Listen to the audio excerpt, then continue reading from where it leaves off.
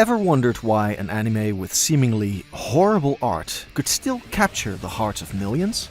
Because that is exactly the case with the popular anime and manga series One Punch Man. Its fascinating evolution picked it up from its humble beginnings as a webcomic featuring crude artwork and transformed it into a visually stunning masterpiece. Because here's the kicker.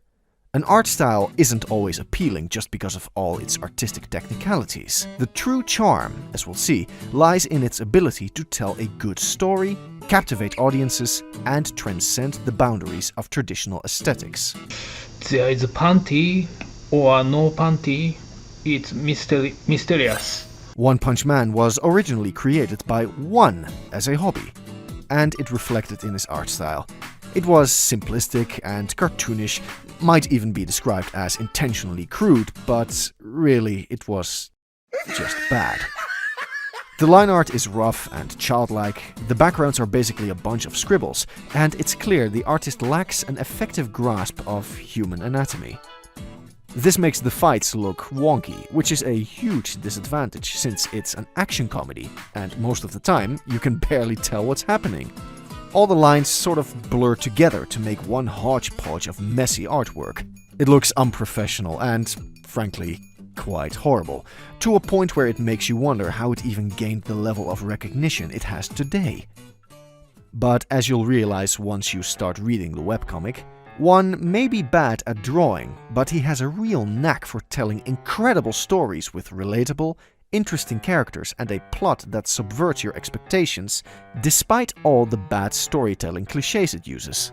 The more you read, the more charming the art in turn will seem to you, because to some level it suits the comedic tone of the story. And despite the bad art, it'll become obvious that it has some really smooth, readable panels. One has a great baseline and works really great as a storyboard. Plus, he keeps improving, as can be seen from his later work in Mob Psycho 100.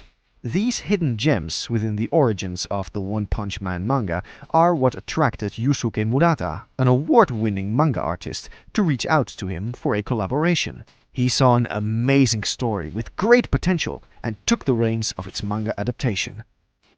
Under him, the art in One Punch Man changes like night from day. It went from having a good story with relatable characters and really horrible art, to having incredible, practically jaw-dropping art and an equally compelling story. One and Murata make a great team to bring us one of the best manga panels of all time, to the point where One is referred to as the Saitama to Murata's Genos. One's writing and humor are the base for the manga to exist, and Murata is the flashy, super skilled and fast follower of the work. However, even Yusuke Murata went through a certain level of development and growth to get where he is today. His characters often aren't extraordinary and can be compared to the generic anime art style. In fact, in the first few chapters of One Punch Man, Saitama and Genos were drawn to be more cutesy and simple. Saitama had big ears that stuck out and their faces were rounded and less chiseled. Plus, the way Murata draws hair has gotten more fluid and less stiff than it was in the earlier chapters. There are even some scenes where the landscapes and backgrounds don't have the same level of detail that we associate with Murata today. The buildings are mostly just boxes clustered together, and it appears as if the lack of seriousness in the tone of the manga is affecting the quality of its art. The detailing on the clothing, the folds and their shading has improved significantly as well. Bang's black shirt and the shirt Garou used to wear used to just be a solid black in most panels, or just very slightly shaded with the outline of muscles. Now, when you look at Tatsumuki in one of the later chapters, or Sweet Mask in the Monster Association arc, you can see the changes the improvement in shading have brought about in the character's clothing and overall design. As Murata's art progressed during his career with One Punch Man, he appeared to be trying to get more realistic-looking character designs. When you compare the Saitama from Chapter 3 to the Saitama in Chapter 75, you will see how he has lost the cutesy, childlike face. And so has Genos. His hair has gotten more defined, and he looks more like the determined hard worker he is.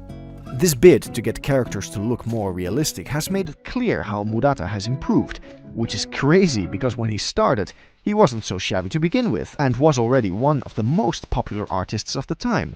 Despite this apparent improvement, One Punch Man is still known for going back and forth between some incredibly breathtaking splash pages to abrupt, simplistic caricatures. The art seems to revert back to the original unprofessional style of One, with thicker line art and primitive, cartoonish faces that almost look like they're drawn by a child with a crayon.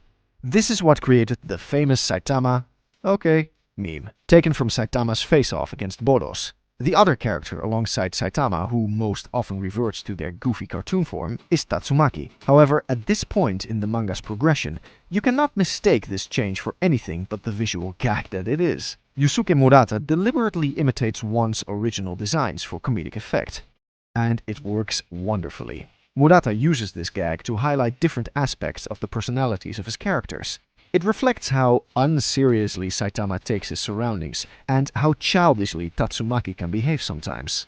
It provides depth to the character while also bringing a fantastic level of timely humor to the visual gag.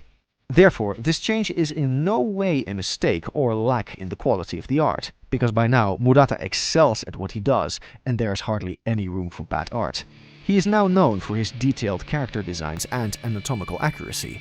He pays incredible attention to muscle definition, facial expressions, and clothing folds, giving characters a more realistic and dynamic appearance. The scene in chapter 38 with a close-up of King's face especially highlights this point. In addition, in the scene where Saitama reveals the secret behind his overwhelming strength, there is one incredible panel that is drawn with such realistic intensity and ferocity, it makes you wonder if it's the same artist that first drew him to look like a child. The level of detail, the shading, the look in his eyes, it's all incredible. There are several other notable panels that I can mention to highlight the point. There's the scene where Saitama and the group gather around a steaming pot to eat. Another where Psychos faces off against Tatsumaki. That panel in chapter 94 where Garou perches atop a rock. The scene where Zombie Man returns after fighting against Vampire Bat and other minions. And the scene where Moomin Rider faces off against the Sea King. Actually, the cover of One Punch Man Volume 5 is a more notable mention of this fight. In that colored panel, the level of Yusuke Murata's attention to detail is on a whole new level. You can see the deep Sea King's reflection not just on Moomin Rider's goggles, but also on his helmet. It is especially worth mentioning because not only is it raining, but the reflection is drawn on two different materials in two different ways. The sheer level of artistic skill showcased in these panels is jaw-dropping. And I haven't even gotten to the best part. There are two key aspects where Yusuke Murata stands leaps and bounds ahead of any standard manga artists. One is his skill in foreshortening and sense of perspective and scale, and the other is, of course, his incredibly detailed landscaping.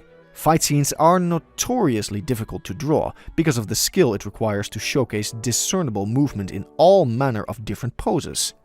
Murata has honed this skill to such an extent that the dynamic poses and movements he draws add such a sense of fluidity and energy to the action scenes that they practically seem to leap off of the page. He has such an excellent grab on human anatomy, he can draw a fight from any angle, make the camera be anywhere at any point, and truly make each frame a picture. Take the scene with Saitama's death punch in as early as chapter 17. The way the punch is drawn as larger than life from Genos' perspective, the speed lines and Saitama's blurry shadowed face behind his fist all go on to display the scale of Saitama's power. The same can be said for Saitama's fight against Goketsu in the Super Fight arc and that panel with Soryu's kick in his fight against Saitama. The panel's distorted perspective clearly showcases Murata's incredible skill with foreshortening. Now, the second key aspect of Murata's artistry is his landscaping. Thanks to this skill, One Punch Man has some of the best splash pages in manga history. There are scenes that are so well detailed, with such excellent rendering, shadowing, and structuring that it's almost difficult to believe they were drawn by hand at all. The scene where Saitama is sent to the moon by Boros is such a wonderful example. The unusual angle the Earth is shown, the level of detail in it, the entire way the scene is framed, it's amazing. But then comes two of the absolute best, universally acknowledged panels in manga. The scene in chapter 32 where Boros lands his massive ship on the city and Saitama stands tiny at the bottom of the panel. And the scene in chapter 132, where Psycho's beam lifts a part of the Earth, appearing eerily like a black and white concept photograph. Both of these scenes do an unreal job of highlighting the exact scale of the event that is occurring, giving us a masterpiece in artistic landscaping. Thanks to Yusuke Murata, whether it's the exaggerated facial expressions that add to the comedic tone, or the epic battles that pulse with energy and excitement, the art of One Punch Man never fails to leave a lasting impression.